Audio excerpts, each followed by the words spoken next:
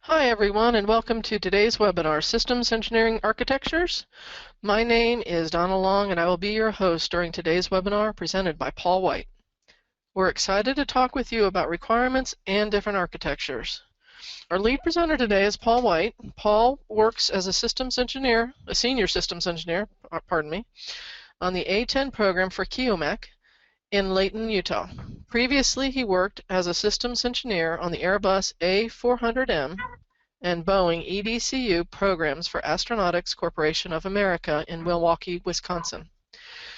Was a systems engineer on both the Big Safari and IBS programs for L3 Communications in Greenville, Texas, and worked in factory automation for Hyundai in Eugene, Oregon. He has 16 years of experience in the aerospace industry. Paul White has been involved in NCOSE since 2007. From 2007 to 2011, he served in the North Texas, Dallas-Fort Worth chapter in various officer roles. From 2011 to 2015, he served in the Chicagoland chapter, notably as chapter president in 2014. Since 2015, he has served in the Wasatch, Utah chapter, where he has recently been elected the chapter president. Paul has been involved in the annual Great Lakes Regional Conference since 2012. He served as the conference chair for the 6th and 8th GLRCs, both held in Schaumburg, Illinois. He has served on the GLRC committee as an advisor for the 7th, 9th, and 10th GLRCs. Paul has a graduate certificate in systems engineering and architecting from the Stevens Institute of Technology, a Master's of Science degree in Computer Science from Texas A&M University, Commerce, and a Bachelor of Science degree in Computer Science from Texas A&M University. Before Paul gets started, I have a few housekeeping items. We will be answering questions at the end of the webinar. Please send your questions in as soon as you think of them through the Question tab on the webinar control panel. Paul will answer as many questions as he can today, but if we do not get to your questions, we will reach out to you after the webinar. The webinar is being recorded. If you experience connection problems during the live presentation, a recording will be available within 1 business day. The recording will be published to Vitech's webinar archive located on our website. I will send the link out in the chat window now. At the conclusion of this webinar, a survey will open on your screen. Please take a moment to give us feedback on today's presentation or on what topics you'd like to see covered in future webinars. Now I'm going to turn the presentation over to Paul. Welcome. Thank you, Donna, for that wonderful introduction. And I'm grateful to have the opportunity to speak to all of you this morning. So I welcome all of you from wherever you are this morning. I had an opportunity to give a similar presentation at the NCOSE 10th Annual Great Lakes Regional Conference last month. And I'm grateful to Vitech for inviting me to come and speak to you this morning at this webinar. As I begin, just a little bit about KEOMEC. KEOMEC is a company, we're based in Virginia, and we have a large office here in Layton, Utah. And one of the things we do at our Layton, Utah office is we provide system engineering services to our customers. And this presentation is based on a system engineering approach that we have found to be very effective with our customers. In fact, a lot of the discussion and examples that you'll see in this presentation this morning are based on a project that we're currently doing here at the Layton, Utah location that has been very effective. It's related to the A-10 aircraft. We are an aerospace company, and my background is mostly aerospace, so a lot of discussion will be we'll tend to have an aerospace focus, as well as the examples will tend to have an aerospace focus. But I've also designed this presentation so that the principles that I'm sharing with you this morning can be applied to almost any system engineering domain, whether you're working in aerospace like I am, or if you're working in healthcare or automotive or manufacturing, or if you're in the commercial world, or if you're doing consulting. So with that said, here is a short introduction of the topics that I'm going to cover with you this morning. First of all, I'm going to talk to you about what is a system engineering architecture. And then the second thing we're going to talk about is we're going to have a discussion about the system engineering architecture types. And I'm going to talk about 4 different system engineering architectures that we use here at KehoMac as part of our system engineering approach. I'm going to show you a sample schema, and this sample schema is going to feature Vitech, the CORE tool. The latest version of CORE that is out is CORE 9, so the schema is based on CORE 9. The schema can also work in Genesis as well. Genesis 4 is the latest version of Genesis that is currently available. So I'm going to show you the sample schema, and I'm going to go through that with you this morning. And then the final thing I'm going to cover with you today is DoDAF, which DoDAF stands for Department of Defense Architectural Framework. And the current version of DoDAF is version 2.02. And I'm going to show you how you can use DoDAF as a reporting tool or a reporting methodology for your architecture. So with that, you know, I think most of us here in the audience are engineers, although this presentation can also apply or it can benefit program managers or company management as well. But as engineers, you know, we're innovators, and we start off with an idea, and that idea could come from the customer, or it could be an idea that we have for a product or a project. And, you know, we go through that process of innovation, and we can use system engineering architectures as a way to design our system, you know, to collect requirements from the customer, to do our design, to do our implementation, to develop our system, to do verification and validation, and then to be able to deliver a tangible product to our customer. In this case, the example here is an aircraft, but again, you know, if you're in healthcare, automotive, or manufacturing, or commercial, or if you're doing consulting, I'm sure you can think of similar examples from your discipline that could easily apply here as well. So let's talk about system engineering architectures. Well, as you know, when you're working on a system engineering project, you're going to have a system engineering architecture. And the approach that I'm discussing with you this morning is an approach that divides the architecture into 4 fundamental architectures. Now, the first one is called a capability architecture. And we're going to talk about that in the upcoming slides. The second is the operational architecture, and we're going to talk about that as well this morning and what the operational architecture is. And then there's a system functional architecture. And again, we're going to talk about that this morning and describe what that is. And then the system physical architecture. And again, we're going to talk about that in the upcoming slides. And behind all of these, you have requirements. So you have your capability requirements that help to define your capability architecture. You have your operational requirements that help to define your operational architecture, and they form the basis of your operational architecture. You have system functional requirements that define and form the basis of your system functional architecture. And then you have system physical requirements that form the basis of and define your system physical architecture. This is a depiction of the classic V model, which I'm sure many of you are familiar with as system engineers. And you can see a typical system engineering project. You start with the contract award, and you go through the planning phase, and then concept of operations. You do some system level requirements. You do your subsystem requirements and your high level design. Then you do your component detail design. You then do your implementation, where you implement your particular product as part of your project. And then you do component verification on the other side of the V, subsystem verification, system verification, and then you do system validation, and then close out and sustainment. You know, you deliver your product to the customer, and you do close out and sustainment. And then you continue to provide that support to your customer. And again, this is the V model. It could also be implemented as an iterative process or a waterfall process, or if you're using Agile, you can use a similar process as well.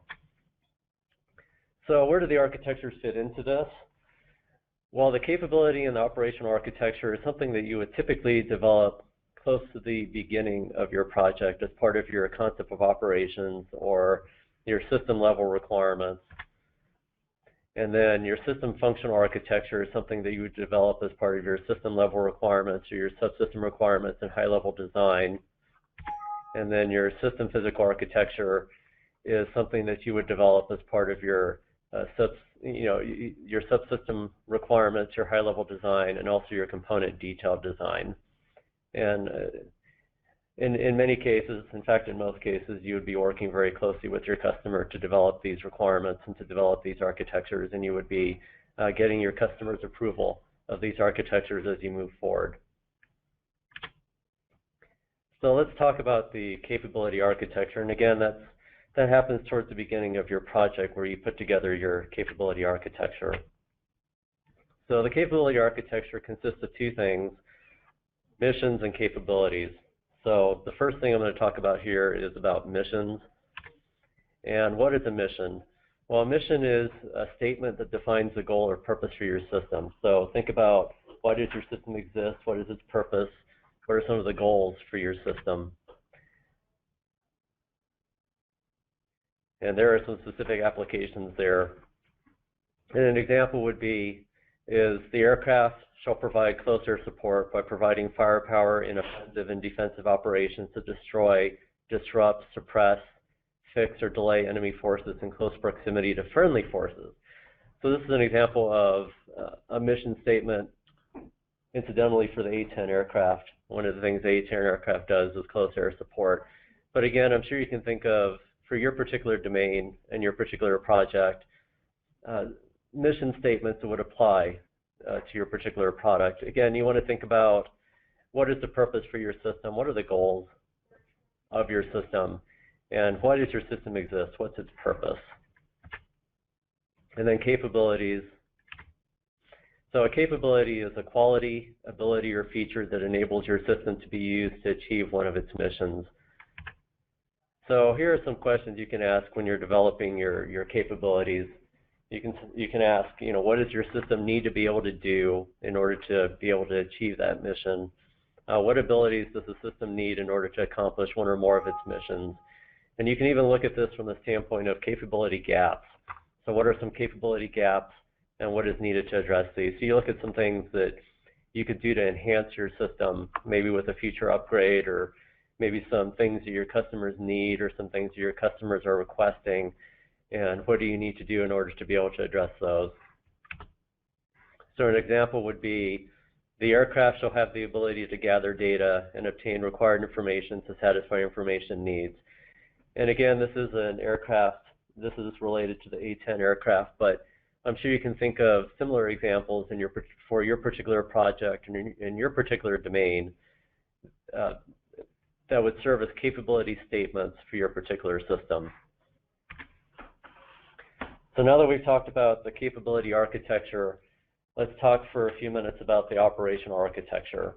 And again, the operational architecture is something that you typically determine toward the beginning of your project as part of the concept of operations or the system level requirements.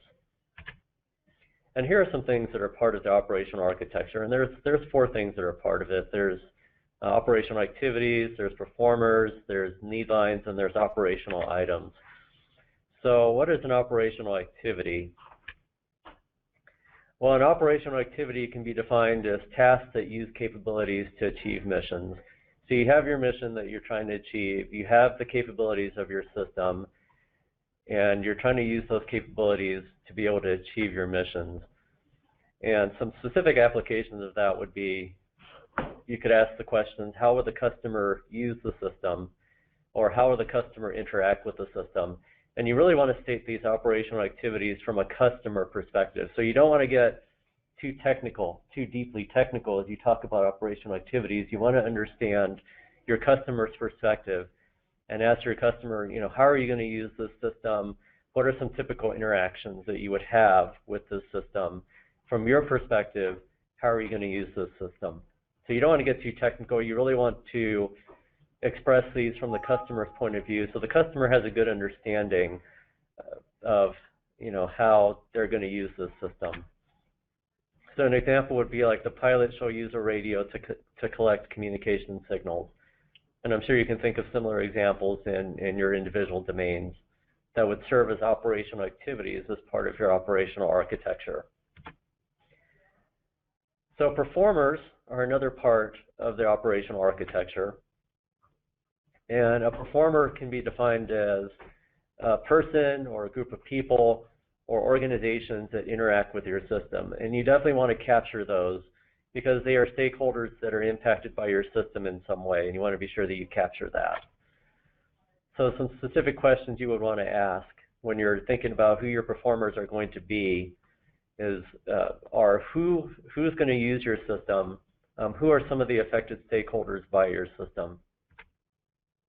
And an example would be the pilot in the case of an aircraft. Or again, I'm sure you could think of similar examples from your own domain. And then need lines. So need lines are used to show how performers interact with each other. And some questions you would want to ask as you're developing your need lines is which performers interact directly with each other. So you look at your performers, you look at which ones interact with each other, and also ask the question, how do your performers affect each other? And capture that with need lines. For example, the pilot interacts with the Air Force Weather Agency to get weather data. Typically this is done pre-flight, but this is an example of an interaction between one performer and another performer. And these are two things that affect the aircraft system. And I'm sure you can think of similar examples from your own domain. And then operational items is the final piece of the operational architecture. And operational items can be used to show what information is exchanged by performers or they engage in the operational activities. So some questions you would want to ask would be what types of information would be exchanged between performers and what type of information is needed in order to do an operational activity. And again, you don't want to get too technical with this. So you're not necessarily going to talk at this stage of protocols per se, but what you would do is you would express from the customer's perspective what kind of information the performers would need in order to do the operational activities. And an example would be that the pilot obtains weather information from the Air Force Weather Agency. So now that we've talked about the operational architecture, let's move on and talk about the system functional architecture. And again, you do this when you're collecting your system level requirements and also when you're collecting your subsystem requirements and even when you're doing your high level design. So now you're going from talking about the system from the customer's perspective to now talking more in terms of technical functionality of your system. What kind of functions are you going to design and develop? And of course, as part of the system functional architecture, as you would probably have guessed, there's going to be functions. And functions are actions that are performed by the system. And so some specific questions you can ask as you're developing these functions and deciding which functions you need to have are what logical actions does the system need to perform? And then as you look at those logical actions, you can also ask the question, what are some considerations for logical actions? Like what are some constraints for the functions? Are there any performance requirements? If there are, you definitely want to capture those. This would be a good time to have a flow chart of your functions and chart out the flow of how your functions are going to be laid out, how they're going to interact with each other. So an example would be the system shall process RF signals. And I'm sure you can think of similar examples from your own domain or from your own system. And then items are data that is exchanged between the functions. And this is different from operational items. I mean, they're related to each other, but in this case, items are really data. So you're thinking more in terms of bits and bytes at this point. You're thinking more in terms of protocols, actual data. So some examples would be, you can say like what analog data is needed, what digital data is needed, what data formats are needed. Those are 3 questions, and I'm sure you can think of other questions as well, but those are just 3 examples of some questions you would want to ask to determine what data would need to be exchanged between the functions. Then an example would be the SATCOM data shall be formatted in accordance with a TO, and this is an example of a TO that you'd reference in order to get the formatting for that data. And then the 4th architecture is the system physical architecture. And this is something that you do when you're developing your subsystem requirements or high-level design, and also when you're doing your component detail design, because now you're talking in terms of what components do I need, physical components, what connections do I need. So of course, the system physical architecture consists of components, and components are the physical components that make up your system. So an example of a question would be, what components are needed? And that could range from processors, radios, cards, wires, sensors, and I'm sure you can think of many other things that go under that. So an example would be the system shall have an ARC210 VHF UHF radio. And I'm sure you can think of other examples from your particular system or domain. Okay, so interfaces. You can think about interfaces between your components. And your interfaces would show how your components would interact with each other. So an example would be, you would ask what interface protocols are used. And you could say the system shall use a TIBS interface, which TIBS is a data link protocol. Some of you know what that is. But I'm sure you can think of other examples from your particular domain. And the last thing that's part of the system physical architecture is links. And links show how components are physically connected. Now you might be wondering, why do we have interfaces and why do we have links? Well, interfaces tend to show your system more from a logical layout, and a link shows your system more from a physical layout. It might be that you have two components that are talking through a relay box in between them, but logically, I mean, they're talking to each other, and as far as they're concerned, they're talking to each other. So you might have an interface between those two components, but then when you look at the physical layout of your system, physically you would have those two components connected to a relay box in between them, and the relay box would handle the routing of the messages between the two components. So you'd want to depict both of those in your system physical architecture so you can have an understanding of how your system works logically and also have an understanding of how your system works physically. So I think a question you would want to ask as part of developing your links is what wires would be used to connect components. That's one example of a question you could ask. You might determine that you need a Cat5 internet or Ethernet cable. That would be one example. And I'm sure we can think of many other examples here. In fact, the example is the system shall use an Ethernet Cat5 cable. So that's one example of, I'm sure, many that you can think of as they apply to your particular system and as they apply to your particular domain. So now that we've talked about the four fundamental architectures in this system architecture approach, again, we have the capability architecture, the operational architecture, the system functional architecture, and the system physical architecture. What I'm showing you here this morning is a sample schema that's from an actual project that we're working here at KeyHomac. And this sample schema is based on Core 9, but again, it could also work in Genesis 4. And you can see in the boxes with the rounded corners the different types of the different class types in Core 9 that are used as part of the schema. And then the lines that have arrows, those are different relationship types between those class types in Core or Genesis. Now, for the sake of simplicity here, the relationships are bidirectional, but just to make the diagram easier to read, I've only shown one direction of that interaction. For instance, between architecture and capability, you can say an architecture is specified by a capability, but then when you go the other way, a capability specifies an architecture. So all you have to do is pretty much reverse the language, because these relationships are bidirectional.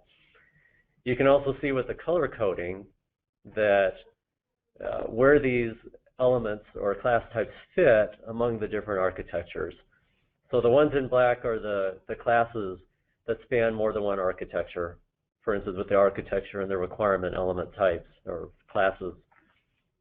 And then the capability architecture, those are the ones that are in the purple color. The operational architecture is in blue. The system functional architecture is in the darker green, and the system physical architecture is in the lighter green. And I also put in some program management things that we're documenting in the architecture as well, and those are in red. These relationships were all selected because they apply specifically to DoDAF version 2.02, which I'm going to cover in some upcoming slides. So as you can see here, where everything fits into the scheme of things, we have the capability architecture with the capabilities and the missions. And you can see how they relate to the architecture. And you can see the operational activity in the middle between the capability and the missions. And then for the operational architecture, you can see highlighted the operational activities, the performers, the need lines, and the operational items. And you can see how those relate back to the architecture element, and also how they relate to the capability architecture. And you can see the system functional architecture and system physical architecture on the other side. So for the system functional architecture, you can see there the function and the item are highlighted because those are part of the system functional architecture. You can see where they fit in to the overall schema. And then with the system physical architecture, you see there the component, the interface, and the link, and all of those are highlighted, and you can see how they relate back to the architecture element and how they fit in with the rest of the schema. So for the final piece of the presentation, let's talk a little bit about DoDAF. Again, DoDAF stands for Department of Defense Architectural Framework, and the current version that's out there is version 2.02. There was a previous version, version 1.5. And DoDAF is something that is used fairly commonly in the Department of Defense, but you may have used it in other disciplines. I've talked to people who work in healthcare, or people who've worked in automotive or other disciplines, and they've also stated how they've used DoDAF in their particular area as well. And so DoDAF is an overarching comprehensive framework that was developed by the DoD that enables the development of architectures. And it's, at least for the DoD, it serves as a principal guide for the development of integrated architectures, for the capability architecture, operational architecture, the system functional architecture, and the system physical architecture.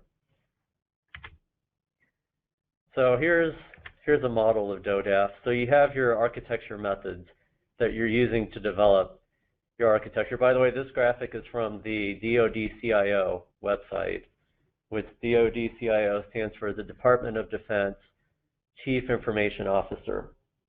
So if you want to learn more about DoDAF, you can go to the DoD CIO website, and they have a library page, and under there they have information about DoDAF, and it's got lots of documentation about DoDAF there. So I would encourage you to go there and take a look. So when you're doing your architecture, you have your architecture methods. Many of you are familiar with model-based system engineering, so you might be using model-based system engineering. For Vitech, there's a core architecture definition guide document, and there's a system definition guide document, and those can serve as good guides for you as you develop your architecture. And from there, you have your architecture information, and in this case, you would have architecture elements and relationships in a core database. You would have your classes in core, you would have your element attributes and parameters, and you would have relationships between the elements, and that would form the database that documents your architecture as part of your project. And then this is where DoDAF comes in. You have your presentation techniques. So the communication of your architecture information occurs in about 56 different DoDAF views, and those DoDAF views can have a combination of text descriptions, they can have a combination of tables, they can have a combination, they can have graphical depictions, you can have figures, and the DoD CIO website really does a great job of covering DoDAF and each of the DoDAF views and what's required in each of the DoDAF views. So DoDAF consists of 56 different, well, a number of different viewpoints. There's the all viewpoints, the AVs, the capability viewpoints, which are also known as the CVs. There's the data and information viewpoints, which are the DIVs, the operational viewpoints, which are OVs, the project viewpoints, which are PVs, the services viewpoints, which are SVCVs, the standards viewpoints, which are standard Vs, and the system viewpoints, which are SVs. And then under these are the DoDAF views. So for instance, under the AVs, the all viewpoints, there's two views under there. There's the AV1, which provides an overview and summary information for your project. This is where you talk about, you provide an overview, you give a summary of your particular project. The AV2 is the integrated dictionary, and that's a great place for you to cover acronyms, key terms, definitions, so that everyone's on the same page when they look at your DoDAF views. And then the CVs are the capability viewpoints, and there's 7 views, 7 CVs. There's the CV1, which is the overall vision of your capabilities. CV2 is your capability taxonomy, so that's your hierarchy of capabilities.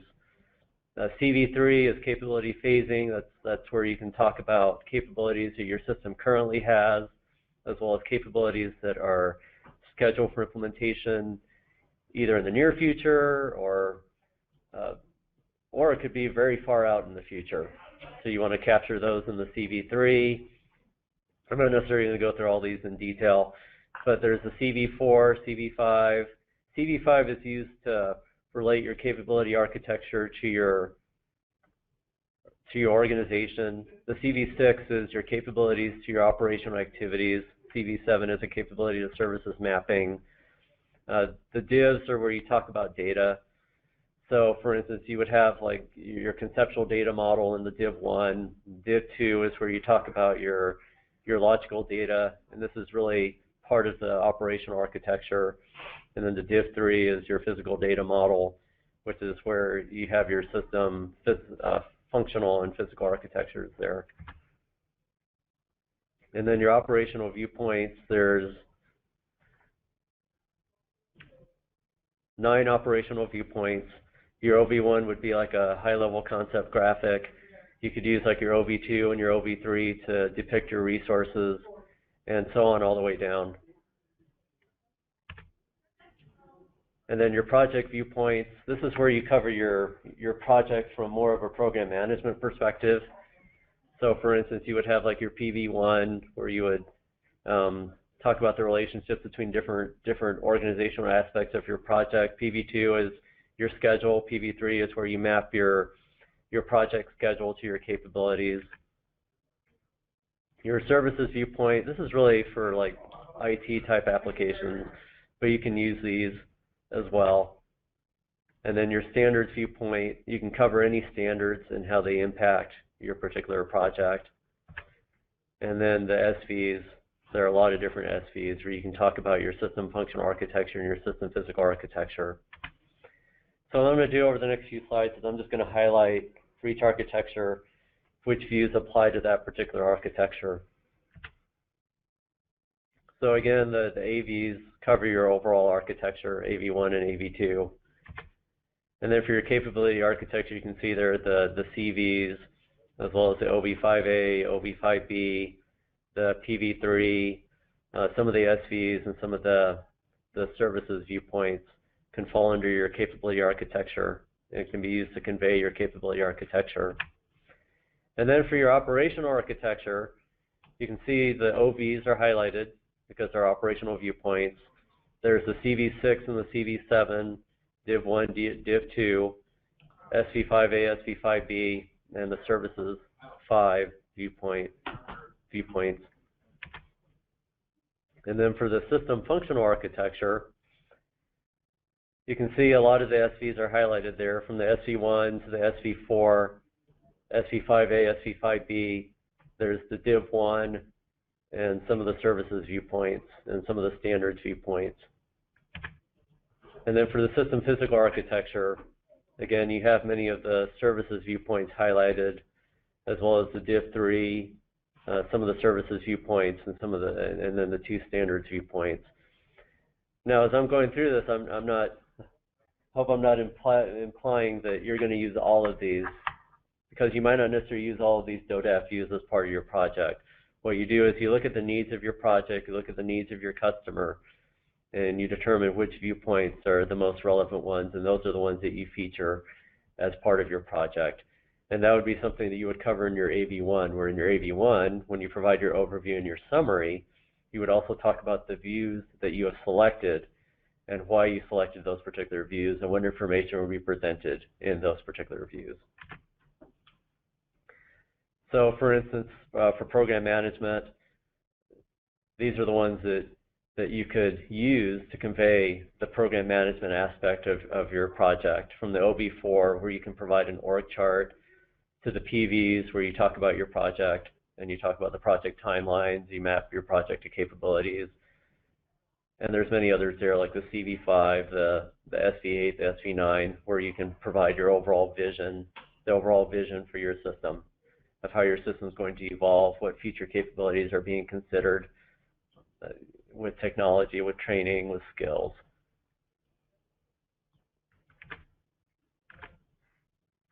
So with that, that pretty much concludes my remarks this morning. Once again, we've covered the system engineering architecture types. We've talked about the 4 fundamental architectures in this system engineering approach: the capability architecture, the operational architecture, the system functional architecture, and the system physical architecture. I showed you a sample schema with Core 9 that again could work in Genesis 4, and went through the classes in Core, the relationships, and how you can use those to depict the 4 architectures. And then I talked to you about DoDAF and just gave you a good overview of DoDAF and how you can use DoDAF as a way to present your documentation to the customer. As always, with any DoD-related presentation, it's good to have an acronym list, so I provided this here so you can use this as future reference. And there's my contact information. So you can see my email address is there, as well as my phone number. So I would definitely encourage you to ask your questions this morning. I definitely welcome any discussion, any thoughts you would like to share with me this morning. But as always, if you think of another question when you leave the room, or if you want to talk to me more, feel free to correspond with me by email, or feel free to give me a call. I would definitely like to talk to you. So with that, I'll go ahead and turn it back to Donna for questions. Thank you, Paul. That was very good. I learned a few things there. We do have a few questions thanks to our participants. I do encourage everyone to join the discussion now and submit your questions using your webinar control panel. Okay, first question is from Hans. What is the effort to provide all this architecture information in your projects? That's a good question. Really, when we go back to the V model, let me go back up there. Let's see if I can get back there pretty quickly here. Let me go back to the V model, because really this architecture was developed as a way to support the V model. And so as you go through that V model, really you go through this natural progression of going from your capability architecture to your operational architecture. In fact, here's a V model right here. So as you go through your architecture, or as you go through your project, you go through that natural progression of going through that V model. And as you go through that V model, it really lends itself to doing your capability architecture, your operational architecture, your system functional architecture, and your system physical architecture. So this is something that you do as part of the natural progression of doing your project. And so really, it's really a natural part of what you do. I believe, does that answer your question? Is that kind of what you're going for, or were you asking in terms of like budget and schedule, or? Well, I don't know particular. Let's see if Hans will respond through the chat window. FTE is what he said. So we'll move on. It says, what is included, this is from Kevin, what is included in the architecture on the sample schema side?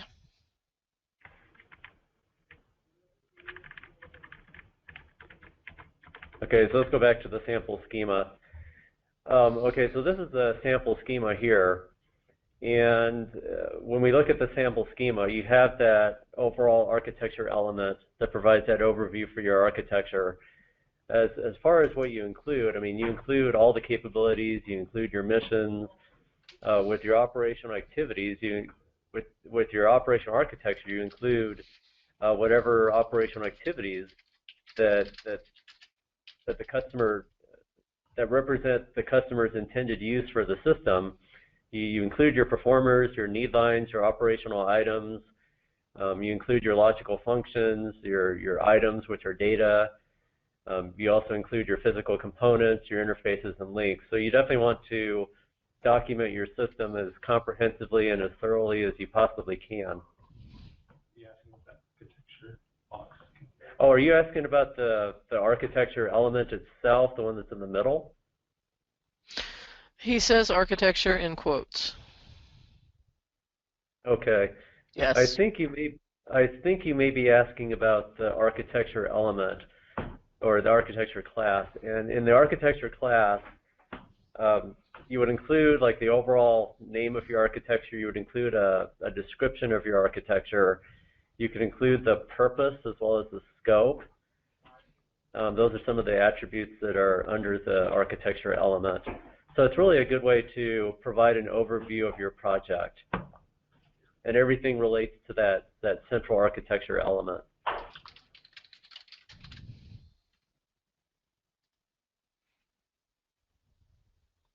Okay, then Kevin responded with AV1. I'm guessing is that architecture included in the AV1? The architecture could be included in the AV1 because the AV1 it provides the overview and the summary information for your project. And so when you're providing that overview and you're providing that summary, then you could include information about the scope of your system, the purpose of your system. You would include information about which DoDAF views you would be including and why you selected those particular DoDAF views. So yes, what you're seeing here in the sample schema with the architecture class, that feeds directly into the AV1. In fact, let me just add that Core 9 has scripts that you can use to generate the DoDAF views.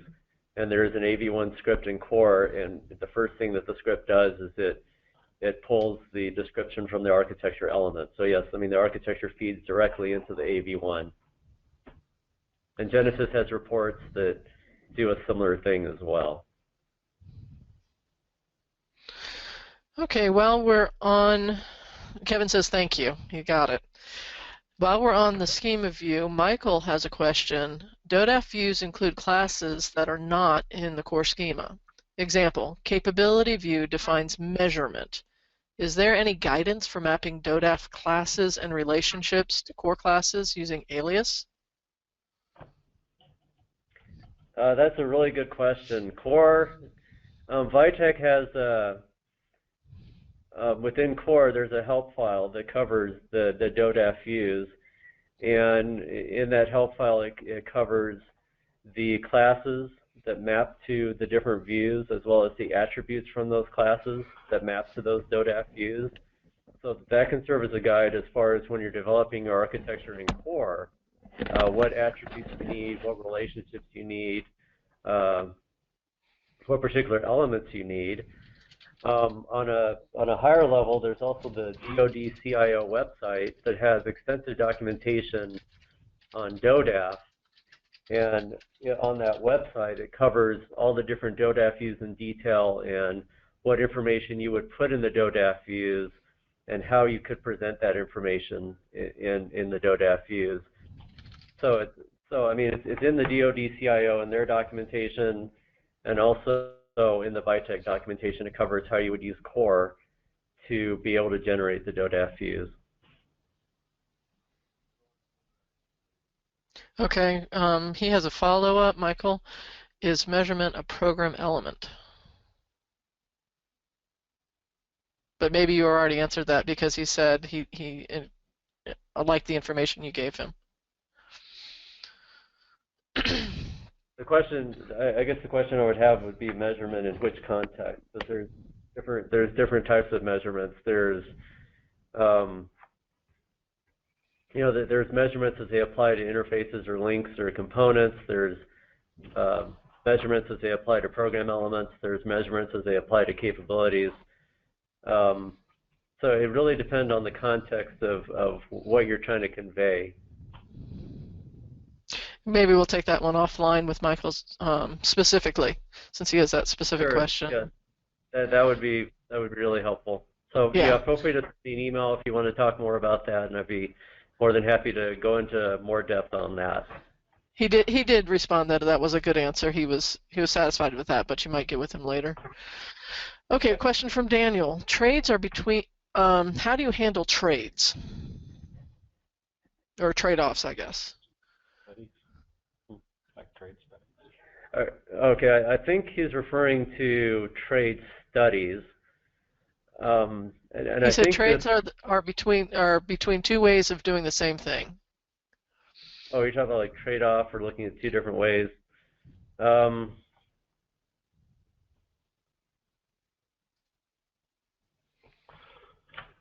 That's a good question. I think. Go ahead. I was just going to say that we're putting you on the spot right now, so if you need to come back and think about that, we can get with Daniel later. Sure, and I'd be more than happy to talk to Daniel later about this topic. I would think that what you would want to do is maybe have different versions of the architecture or different baselines of the architecture.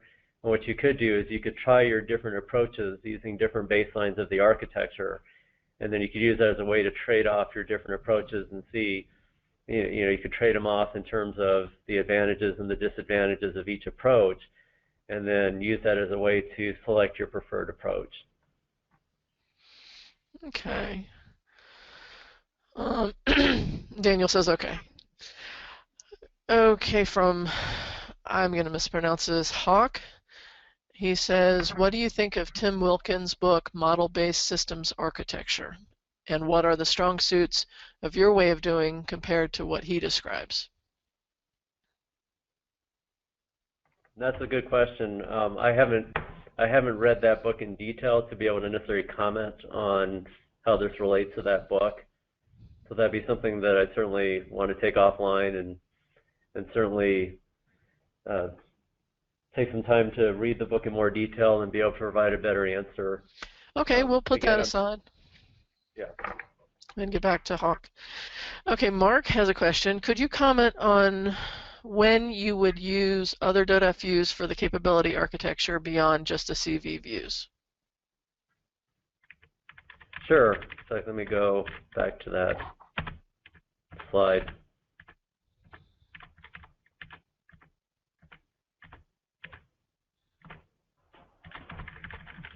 Okay, so when we talk about the capability architecture, as you can see here, we have the seven capability views, and then we have the OB5A and the OB5B, as well as the PV3. So as you're looking, and again, with DoDAF, I think there's 56 different views. Yeah, I think it's 56 different views here.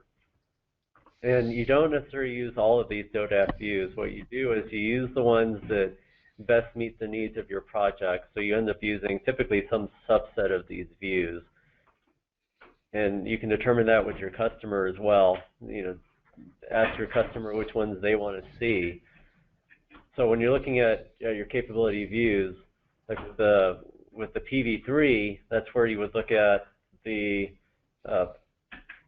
scheduling of your project, and you can relate that over to capabilities to talk about how your project supports those capabilities. And then when you look at your OB5A and your 5B, you have your CV6 that is mapping from your capabilities to your operational activities. And then you can go further with that, and you can have your OB5A and your OB5B, where you can present your operational activities and be able to model them and how they interact with each other. And then like with the SV5B, you can talk about your operational activities and map them to your systems. And the SV8 and the SV9 are good for talking about the evolution of your system, where you can cover your current capabilities as well as cover capabilities that are being considered for the future. And you can look at your schedule and present that about, you know, we're planning to look at this capability a year out or 2 years out or 5 years out. And so really, again, you look at the needs of your project and you determine which views that you need based on that, and you present the information based on those needs. And the DoD CIO covers the different DoDAF views and what information you present in each view and how you would present that information. So that's kind of the thought process you would go through to determine what DoDAF views you need and how to present that information in the DoDAF views. Okay, good answer to, that's a full answer to that question. Then I'm going to allow me to skip over a couple of the other ones, so I think are nuances of that. Mark does have a question. Is it important to develop the 4 architectures and mature them before focusing on the DoDAF views? That's a good question. And really, as you're going through the life cycle of your project, you know, when you're starting out with the capability architecture, I mean, your CV views are going to be well developed as a result of that, because you want to document as much as you can as part of the capability architecture. And you might have maybe a high-level idea of your operational architecture and your system functional and your system physical architecture. I think the thing that I want to emphasize here is that when you're going through a project, typically in the DoD world, is you have reviews along the way, like the SFR and the PDR and the CDR.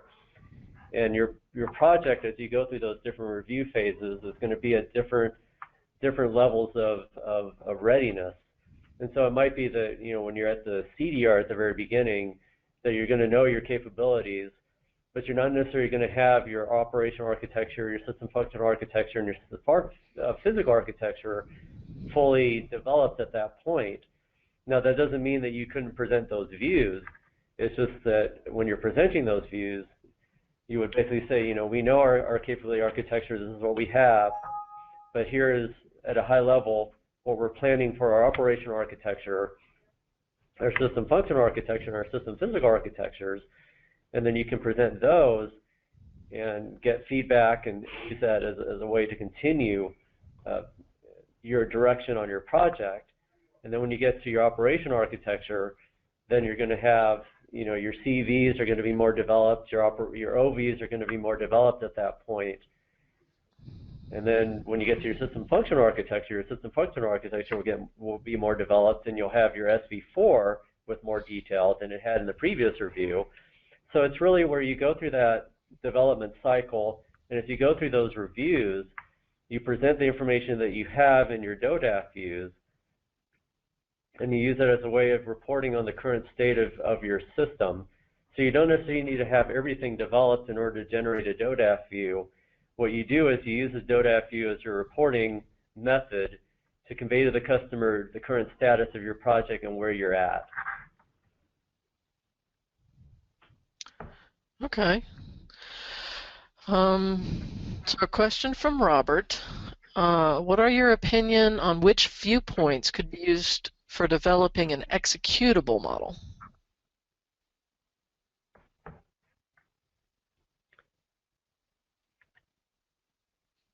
That's a good question.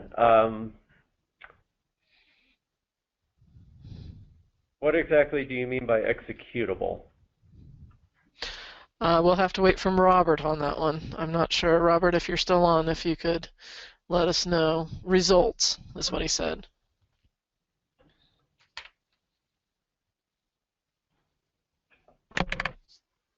Well, as you go through your project and as you develop the architectures, because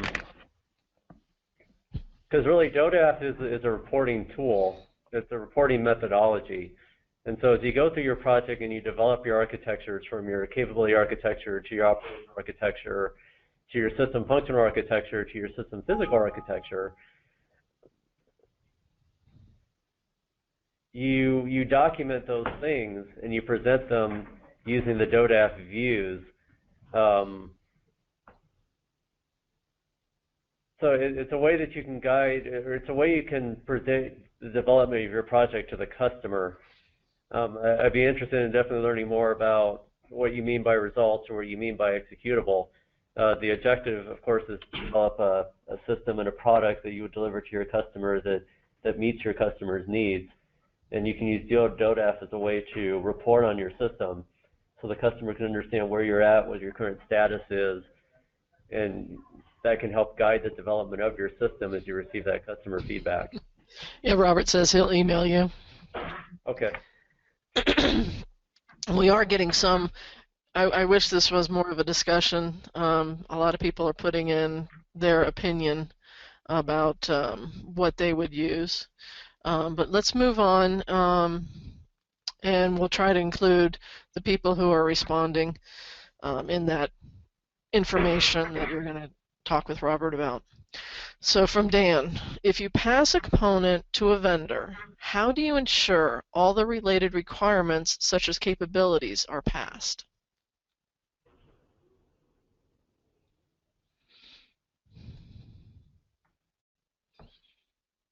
Okay, so the question was, if you pass a component to a vendor, how do you make sure that the capability or the capability requirements are passed as well? Mm-hmm. Yes. Okay. I think I can approach the answer from several different ways. One of the things you can do is, if you're talking about passing the architecture itself, what you can do is you can export that from CORE and you can pass that on to the customer. You can also export an HTML view of the customer, of the architecture, and you can deliver that to the customer. Also with the DoDAF views, you can use the DoDAF views as a way to convey your capabilities, your operational architecture, and your system functional architecture, your system physical architecture over to the customer. So I think a lot of it. He's talking about a physical product, like delivering actual components. Are you talking about delivering like the actual components? I'm not sure, but it sounds like we need to get more information from him, and so we'll follow up offline on there. We're starting to get low on time here. How about one last question? What is the difference between a mission and a capability? This is from Jacob. Okay, yeah, that's a good question. So when you think about a mission is basically the purpose for your system. What are the goals for your system? And a capability is really something that your system can do.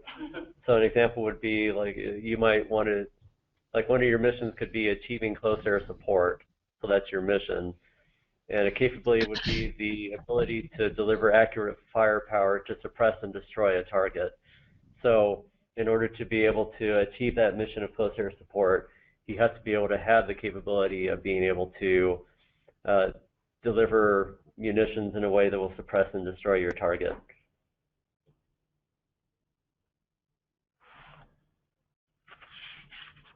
So a mission is the goal of your system. A capability is what your system can do.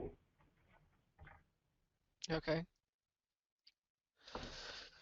Okay, I think the questions have started to slow down. We're coming up on about an hour, so thank you, Paul, and we will get with the people that we talked about contacting. If you have any other questions, please contact Paul at paul.white@kehomec.com. And let's see here.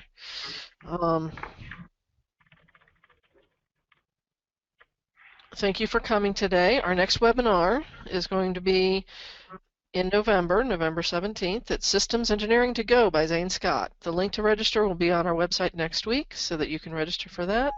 Remember that at the conclusion of this webinar, a survey will open on your screen. Please do take a moment to give us feedback. We do look at that and try to bring topics that are interesting or that are of interest to the people who are actually coming to the webinar. That's all for today. Paul, thank you once again, and thank everybody for joining us and sticking with us, and I hope to hear from you guys in the future. And thank you to Vitech for inviting me to present, and thank you to all of you for taking time to attend and to listen this morning.